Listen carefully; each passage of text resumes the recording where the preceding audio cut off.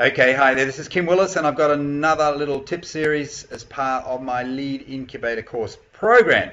And you can learn more about my Lead Incubator course. By the way, it's a free course, and you can learn more about it by looking under this video. You'll see a link, and you can go and have a look at it and enroll. It's a great little course, easy course to do as well.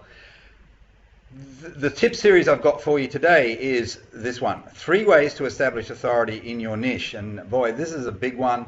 I can't really do it justice in just a couple of minutes, but it'll give you an idea as to some of the things you might need to look at and think about so that you can kind of start positioning yourself as someone who is worth doing business with. So 3 ways to establish authority in your niche. I've got 3 quick tips for you. Number 1, you might consider starting a blog. Now, you've heard about blogging. Everybody's heard about blogging now. They more or less know what it is. But there's a right and a wrong way to use a blog, okay? And I can tell you something, that I was doing it the wrong way for a long time. I was creating content for the blog, but I wasn't getting much action in terms of authority positioning and branding myself as a person worth doing business with.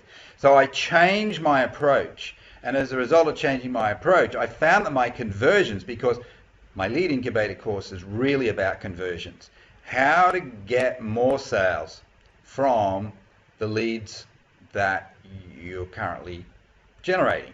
Okay, so if you can get more conversions, more people signing up for your program or buying your product or whatever it happens to be, if you can do that, well, fantastic. You're going to really start making some serious money. So what I found was that when I started my blog, I was getting more conversions.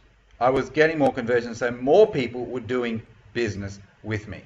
And once I got clear on what I needed to do, within 6 weeks of making some changes, well, in fact, it was within a few weeks, 3 weeks of making some changes, people started to join the program that I was promoting.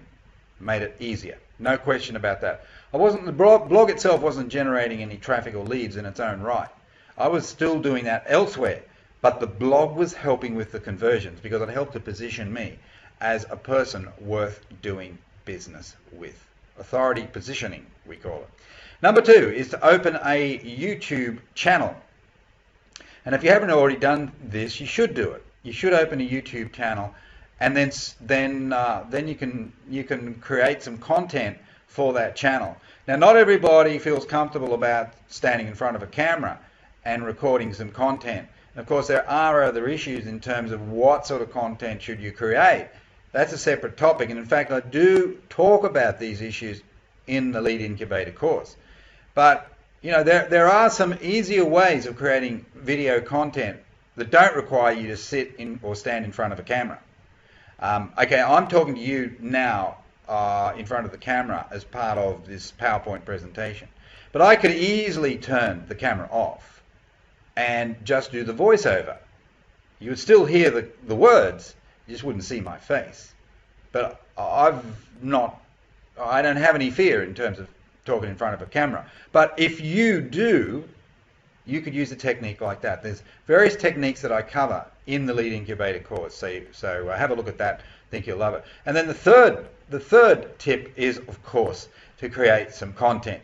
If you're going to set up a blog, you've got to create some content for it. And believe me, there are some easy ways of creating content for your blog, real easy, that require minimum input from you.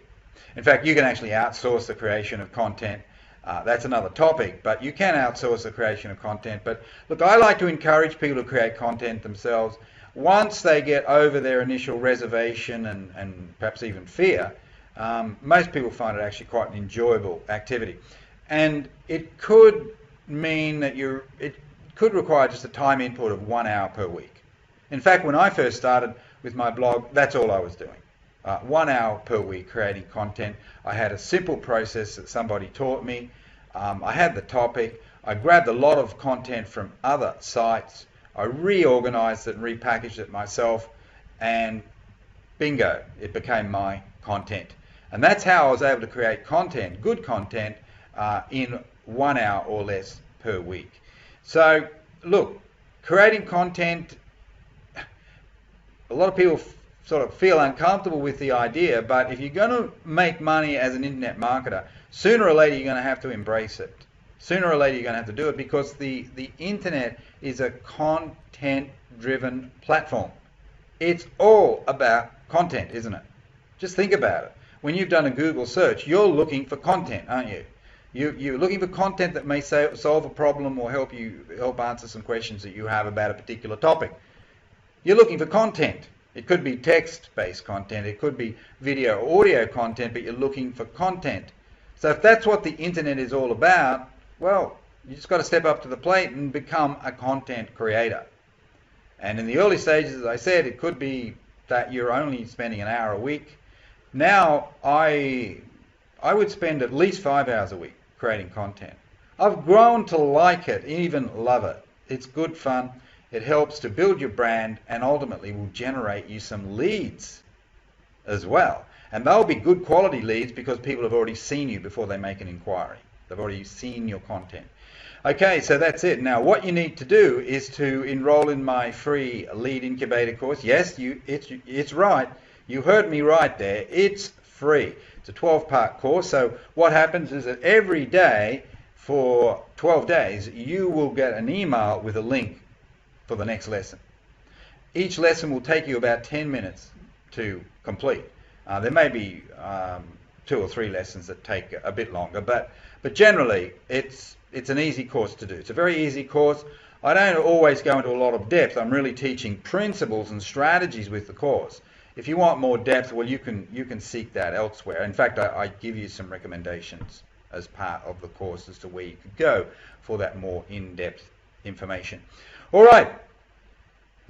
Hope you enjoyed that. Sure you did. This is Kim Willis. Bye for now. Lead Incubator course. Enroll now. Bye-bye.